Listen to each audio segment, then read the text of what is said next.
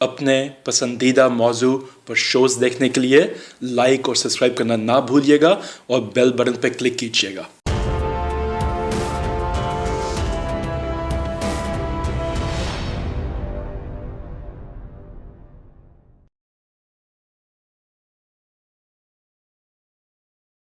بسم اللہ الرحمن الرحیم۔ ناظرین، حقائق ٹی وی کی طرف سے آج ہمارے ریکویسٹ پہ جناب محمد عامر سہیل صاحب جو سابقہ ایگزیکٹو ممبر ہیں سپریم کورٹ بار کے، انہوں نے ہمیں ٹائم دیا ہے اور ایک انتہائی اہم موضوع پہ آج ہم بات کرنے جا رہے ہیں۔ وہ ہے جو اسٹیٹ بینک کے قوانین کو تبدیل کیا جا رہا ہے، جس کے بارے میں دو مختلف پہلو ہیں۔ یہ اسٹیٹ بینک کا ایکٹ 1956 ہے، جس کی کچھ کلازز کو ڈیلیٹ کر دی گئی، اور جب قانون بنایا گیا تو اس کو نافذ کیا گیا 48 سے۔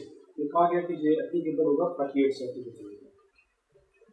لیکن اب جو نیا قانون بن رہا ہے اس پہ ترامیم آ رہی ہیں، عامر صاحب، اس میں کچھ لوگوں کو بے پناہ تشویش ہے، اس میں بھی شامل ہوں کچھ لوگوں میں، اور کچھ تو کہتے ہیں کہ یہ بہتری کی طرف جا رہی ہے۔ اگر حکومتیں اچھی ہوں تو یہ بہتری کی طرف جا رہی ہے، لیکن ہماری بدقسمتی ہے کہ ہم نے تو اپنی ہوش میں آج تک کوئی اچھی حکومت نہیں دیکھی۔ مثلاً اس میں ایک نیا قانون یہ آ رہا ہے کہ ایف آئی اے، نیب، اینٹی کرپشن، یہ کوئی ادارہ اسٹیٹ بینک کے گورنر یا بورڈ آف گورنر کے کسی ممبر یا کسی شخص کو بھی اسٹیٹ بینک سے متعلقہ کسی قسم کی انکوائری کے لیے طلب نہیں کر سکتے، ان کی انکوائری نہیں کر سکتے۔ وہ جو مرضی کریں وہ قانونی سمجھا جائے گا۔ یہ سب سے خطرناک بات یہ ہے۔ اور اگلا یہ ہے کہ یہ اسٹیٹ بینک کے گورنر اور اس کے بورڈ کی مرضی ہے کہ وہ کس طرح رول کرتے ہیں، کیا پالیسی بناتے ہیں، اور آئندہ کے لیے ملک کو کس طرح چلانے کے لیے الزام کرتے ہیں منسٹری آف فائنانس کے ساتھ۔ تو باقی سوالات تو بات میں کرتے ہیں، پہلے یہ بتائیے کہ یہ کیا جو یہ قانون ہے کہ انہیں بالا تر کر دیا گیا کسی بھی انکوائری سے، یہ اس کا کون فائدہ اٹھائے گا اور اس کا مقصد کیا ہے؟ دیکھیں قاضی صاحب، اس میں دو چار چیزیں بڑی اہم ہیں۔ اسٹیٹ بینک آف پاکستان کے قانون میں اس سے پہلے بھی تبدیلی آتی رہی، 4 دفعہ یہ قانون تبدیل ہوا مختلف اعتبار میں، لیکن اس دفعہ جو اس میں چینج ہے وہ تھوڑی سگنیفیکنٹ اس طرح سے ہے کہ ایک تو اکاؤنٹیبلٹی کا سیکشن جو ہے وہ اس میں بہت کمزور رکھا گیا ہے، اور دوسرا فائنینشیل پالیسیز کے حوالے سے کسی اکنامکس کے حوالے سے کوئی ایسا شخص جو اس پہ اپنا پورا عبور رکھتا ہو، اس کو بورڈ ممبر نہیں رکھا گیا۔ اس میں سارے کے سارے بینکرز جو ہیں وہ نامینیٹ کر دیے جائیں گے یا ہو چکے ہیں، اور بینکرز جو ہے وہ کسی بھی ملک کی معاشیات کو نہیں چلا سکتے۔ اس کے لیے ہمیں ایک پراپر اکنامکس کے حوالے سے کوئی نہ کوئی شخص جو ہے وہ درکار ہے، وہ منسٹری جو ہے، تاکہ اس کو صحیح طریقے سے جو معاشیات کنٹری کی ہوتی ہے اس کو وہ سمجھے اور اس کے مطابق چلائے۔ ادروائز بینکرز کے ہاتھوں معیشت دینے کا جو حال ہم نے پچھلے کچھ ادوار میں دیکھا ہے، اس سے زیادہ برا حال ہوگا کہ ایک تو اس میں اکاؤنٹیبلٹی نہیں ہے، اور دوسرا ان سب کو سپرا لاس یا سپرا کانسٹیٹیوشنل اسٹیٹس دے دیا گیا، اور قانون میں جب کسی بھی ادارے یا اشخاص کو اس قسم کی بینیفٹ یا اس قسم کا لیوریج دیا جاتا ہے تو اس کا کبھی بھی خاطر خواہ نتیجہ کنٹری کے حق میں کبھی نہیں آتا، اور اس حوالے سے ہمیشہ پاکستان جو ہے خسارے میں رہا ہے کہ پالیسیز جو ہے وہ بنانے والا وہ آئی ایم ایف سے آتا ہے اور بینکر ہوتا ہے، اور اس کا کام صرف اور صرف کلیکشن آف فائنانس ہوتا ہے۔ اس کے پاس کوئی اسٹریٹجیکل ڈیپتھ فائنانس کی نہیں ہوتی کہ وہ آئے اور اس ڈیپتھ کے مطابق ہمیں کیٹر کر سکے یا ہماری اکانومی کو اس کے مطابق کیٹر کر سکے۔ تو یہ جو امینڈمنٹس ہیں دے نیڈس रवैयन इनको रिवाइज करना चाहिए और इनको मुल्की हालात और हमारे जो मुआशी हालात हैं उनके मुताबिक कैटर करना चाहिए. इसमें एक बहुत अहम पॉइंट है, अगर आपको याद हो तो जरदारी के दौर में एक बहुत शोर मचा था कि स्टेट बैंक के अकाउंट से या स्टेट बैंक के खजाने से इतने अरब रुपए गायब पाए गए जिनका कोई हिसाब नहीं है. तो अगर आज ये कोई भी हुकूमत, अगर वो बदतरीन हुकूमत आ जाती है, आप ये कह रहे जो मुल्की दौलत के लुटेरे हैं, जैसे आपके सामने केसेस जा रही हैं, आप रोज देखते हैं अदालतों में कि किसने कितने खरब रुपया लूटा, किसने कितने अरब रुपया लूटा, किसने कहाँ का प्रॉपर्टी बनाई.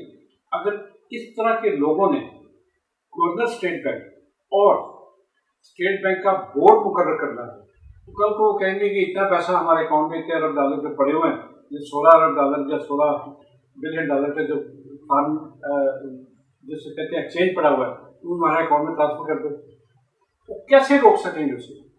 और अगर वो पार्टी ही उनकी अपनी जाती गुलामों की है, जिससे मैं मिसाल दे सकता हूँ, जरदारी के दौर में देख लें, टोटल वज़रा उसके जाती गुलाम थे, जाती जूतियाँ चाटने वाले थे. नवाज शरीफ के दौर में वो बंदे वज़रा का ओथ उठाया जिन्होंने, जो इनके जाती मुंशी थे या इनके गुलाम थे, और वही ब्यूरोक्रेट आगे लाए गए जो इनके बच्चों को गोद में लेके खिलाते रहे और उनकी खुशामदें करते रहे. तो अगर इसी तरह की खुशामदी स्टेट बैंक में लानी शुरू कर दिए तो फिर तो पाकिस्तान का ही अल्लाह हाफिज़ है. या तो ये पाकिस्तान को बेचने की तैयारी है, या पाकिस्तान को मुश्किल तौर पर लूटने की तैयारी है. लेकिन क्या ये मौजूदा प्राइम मिनिस्टर को नजर नहीं आ रहा, या वो इतना मजबूर हो गया, उसके हाथ इतने बांध दिए गए हैं कि उसको पता नहीं चल रहा कि मेरे साथ हो क्या रहा है? देखें, इसमें एक कॉन्सेप्ट जो है वो आपको मैं थोड़ा क्लियर कर दूं.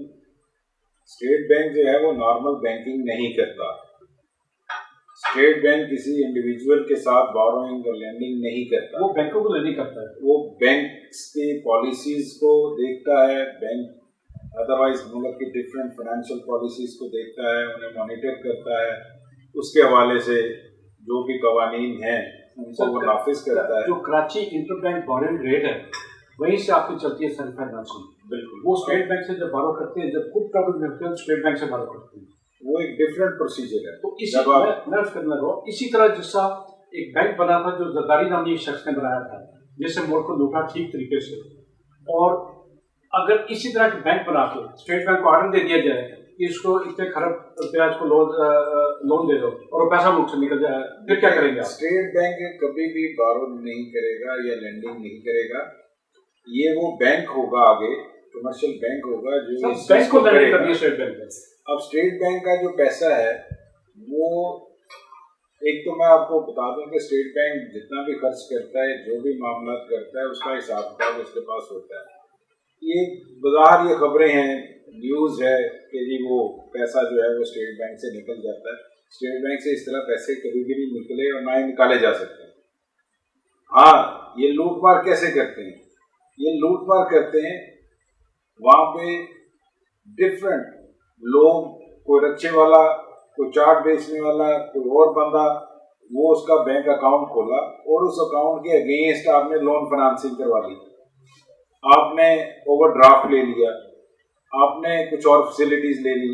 अब जिसके नाम पे ये सब कुछ हो रहा है उसको तो पता नहीं है कि मेरे नाम पे क्या हुआ, बट एक अच्छा खासा अमाउंट वो ड्रेन आउट हो जाता है, और वो अमाउंट जो आपके मुल्क की तरक्की के लिए काम आ सकता है, जो बिजनेस एक्टिविटीज को बढ़ोतरी दे सकता है, जो आपके बिजनेसमैन को डिफरेंट जगह पे उसको स्मार्ट तरीके से सपोर्ट कर सकता है, वो पैसा बीच में से निकल जाता है.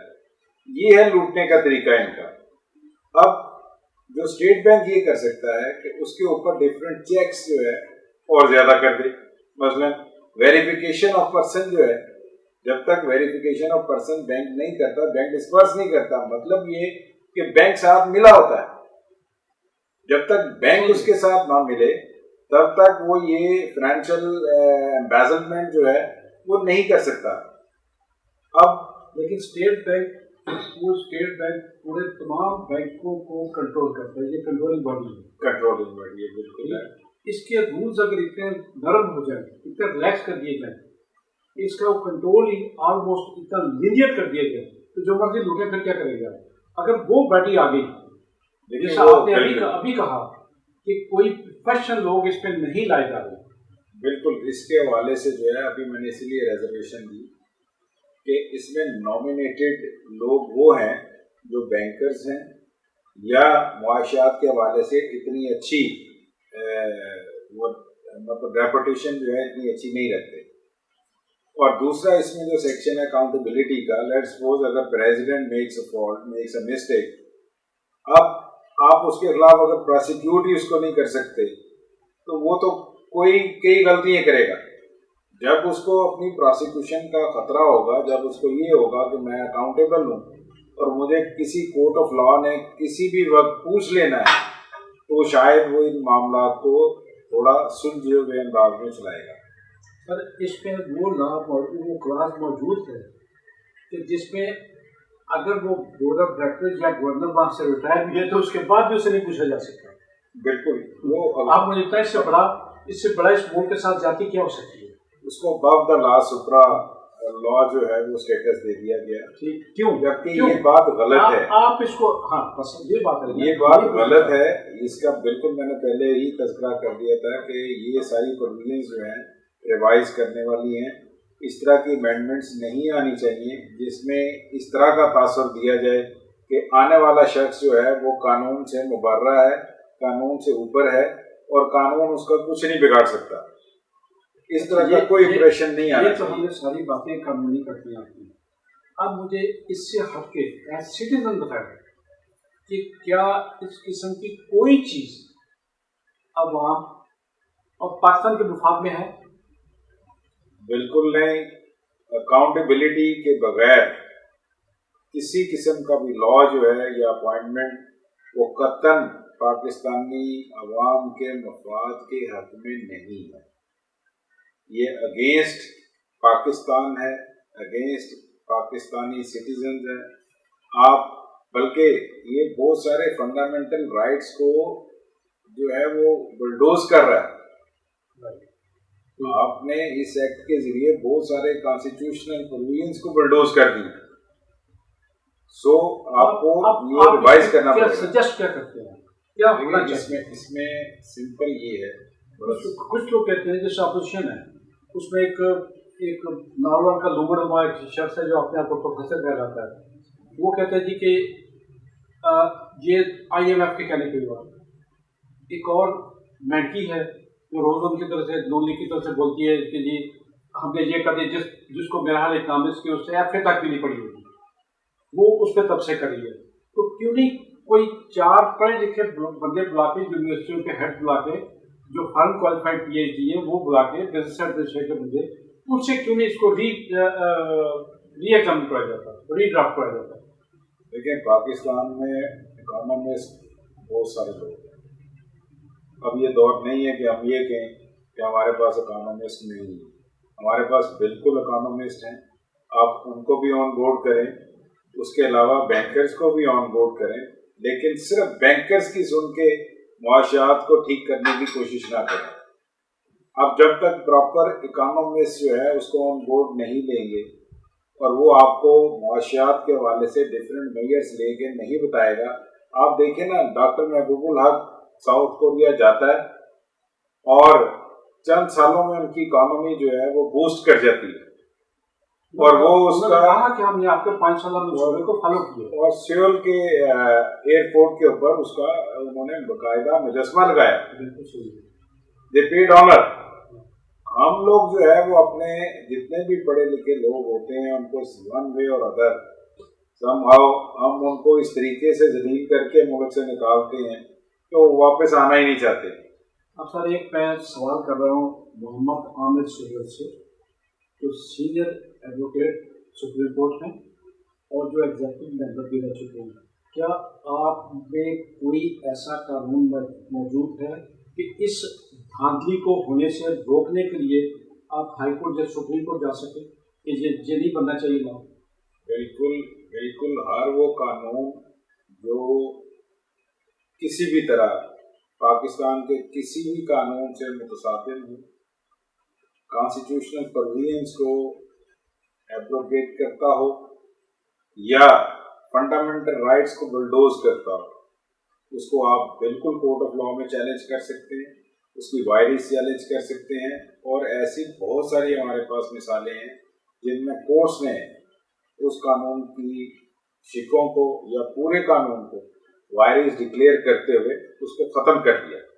तो इस तरह तो बहुत सारी हमारे पास एग्जाम्पल हैं। क्या इन्होंने ये जो कानून बनाया है, ये किसी भी कोई अच्छे लॉयर से या लॉ मिनिस्ट्री से कंसल्ट किए बगैर बनाई है?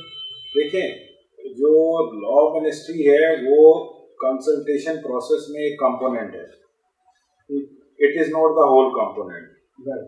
उसमें इकोनॉमिस्ट आते हैं, उसमें बैंकर्स आते हैं, उसमें टेक्नोक्रेट्स आते हैं, उसमें लॉयर्स आते हैं, उसमें लॉ के हवाले से अदर जो जिनके पास इस किस्म का एक्सपीरियंस है, एक्सपर्टीज हैं, वो मौजूद होते हैं। सो ये सब लोग मिलके वो एक पॉलिसी जो है वो डेवलप करते हैं। वो पॉलिसी जो अवाम की और आपकी उमंगों के मुताबिक होती है तो फिर वो रन करती है। अदरवाइज इस तरह के जितने भी कानून बनाएंगे आप, ये सारे के सारे रिडंडेंट डिक्लेयर होते जाएंगे।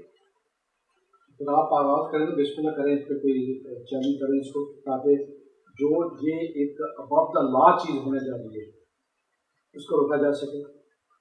ये यकीनन हमने अपनी टीम को, जो हमारे टीम में जो टैक्स के साथी हैं, इसके लिए कॉर्पोरेट के साथी हैं, मैं देता हूँ, जब मुझे पिटीशन मैं हाजिर वो तो हम लोग बड़ी खुशी से डालू साहब आपको पिटीशनर बनाएंगे। मैं तो कहा सिर्फ मुल्क का मफाद के लिए तो हम हाजिर तो बिल्कुल इसको चैलेंज करने का हम इरादा रखते हैं और इस पे काम भी कर रहे हैं। हमारी टीम लगी हुई है इस पे, और इन कमिंग डेज हम इस एक्ट को और ये जो चेंजेस हैं, particularly as regard to accountability of governor, deputy governor, board of directors, इनके हवाले से वो कोर्ट ऑफ लॉ में होंगे और उम्मीद करते हैं कि अदालतें भी इस मामले को जरूर देखेंगी। और अगर ये इस दौरान असम्बली से पास करवा लें तो फिर भी चैलेंज हासिल है कि जो भी कोई मुल्की मफाद के अगेंस्ट कानून बने उसको चैलेंज हो सकता है। बिल्कुल चैलेंज हो सकता है, बिल्कुल चैलेंज हो सकता है।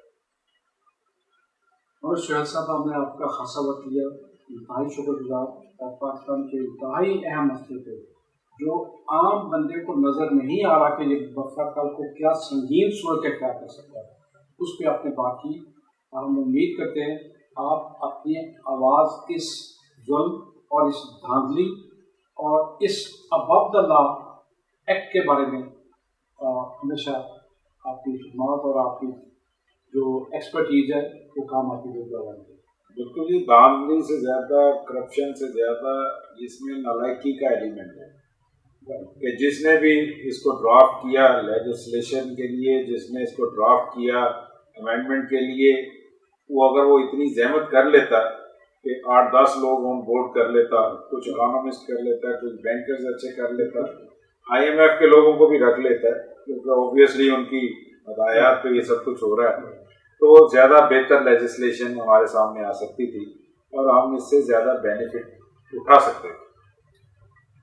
हमारे साथ हकायक टीवी की तरफ से हम आपके इंतहाई शुक्रगुजार, और इंशाल्लाह हम आइंदा भी आपको ज़हमत देते रहेंगे, बल्कि हम चाहेंगे कि हम हर हफ्ते आपका एक प्रोग्राम मुल्की हालात पे और जो यहाँ कवानीन बन रहे हैं या बनने चाहिए, जो पहले से बिगड़े हुए कवानीन हैं उनको कैसे ठीक करना है, जो इस मुल्क में कानून हो सकता है, अगर आप जैसे तीर बंदा हमारा हाथ बढ़ाएगा तो हम आपको इंशाल्लाह हमारी मुकम्मल खिदमत करेंगे। इंशाल्लाह हम आपके इंतहाई शुक्रिया। अल्लाह हाफ़िज़।